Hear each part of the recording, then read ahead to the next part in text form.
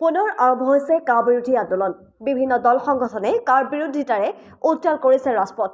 মহানগৰী গুৱাহাটীৰ কাৰ বাতিলৰ দাবীত মুণ্ডন কৰি প্ৰতিবাদ।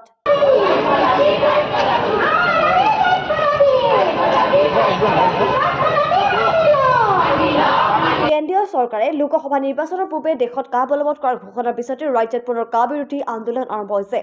বিৰোধী ৰাজনৈতিক দলসমূহৰ লগতে বিভিন্ন দল সংগঠনে অসমত কা বলবৎ নকৰিবলৈ কেন্দ্ৰীয় চৰকাৰক আহ্বান জনাইছে। কাৰ বিৰোধিতা কৰা দল সংগঠনসমূহে অসমত কা বলবৎ কৰিলে তীব্ৰ গণতান্ত্ৰিক আন্দোলন গঢ়ি তোলাৰ হুংকাৰ দিছে।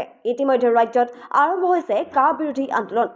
বৃহস্পতিবাৰে অসমীয়া যুৱ মঞ্চই কাৰ বিৰোধিতা কৰি এক প্ৰতিবাদী কাৰ্যসূচী ৰূপায়ণ কৰে।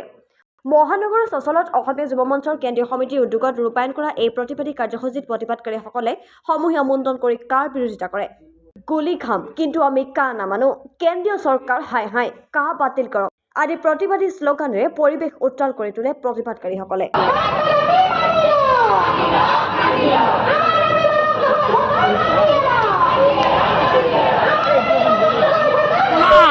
যিদৰে আমাৰ ঘৰত মা দেউতা ঢুকালে আমি নিয়ম নীতি মানি আমি মুণ্ডন কৰো, সেইদৰে আজি মুখ্যমন্ত্ৰী আমাৰ মাজত নাই বুলি আমি ধৰি ললো।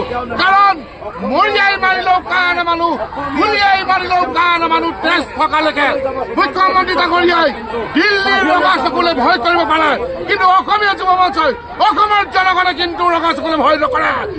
কা আপুনি আদি লওক, বাংলাদেশীক আপুনি আদি লওক, আপোনাৰ ঘৰৰ মাটি বেটি তাত আপুনি বাংলাদেশীক সংস্থাপন দিয়ক।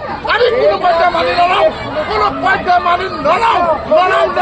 প্ৰয়োজন হলে গুলি খাম, প্ৰয়োজন হলে মাৰ খাম, প্ৰয়োজন হলে জেল ভাত খাম।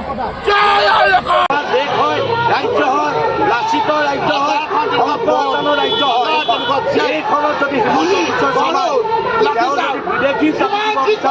হিমন্ত বিশ্ব শৰ্মাৰ গাত যদি অসমীয়া তেজ নাই, তেনেহলে আমি আপুনি আত্মসন্মান কৰিছে, আপুনি কিন্তু বাহিৰলৈ যাবলগীয়া হ'ব। যেতিয়া কা বলবৎ হ'ব কিন্তু অসমীয়া শান্তি নিদিয়ে। তেওঁ হয়তো অসমবাসী পলাব লাগিব। জি.পি. সিঙে যিমান আৰক্ষী নানক, কিন্তু অসমীয়া ৰাইজ সদায় মৰিবলৈ সাজু হৈ থাকে, সদায় যুঁজিবলৈ সাজু হৈ থাকে। জি.পি. সিঙে জনাটো উচিত। আজি মুণ্ডন কাৰ্যসূচী এইটো কাৰণে আমি লৈছো, হিমন্ত বিশ্ব শৰ্মাই জনা উচিত আজি মুণ্ডন কিয় কাৰণে লয়।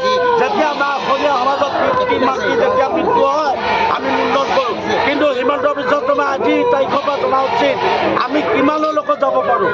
আজি মুণ্ডন কৰিছোঁ, মুণ্ডনৰ পিছত আমি কিন্তু নিজৰ তেজ দিবলৈ কিন্তু আমি সাজু হৈ আছোঁ। আজি হিমন্ত বিশ্ব শৰ্মাক আমি সকীয়াই দিছোঁ এই মুণ্ডন কাৰ্যসূচীৰ জৰিয়তে।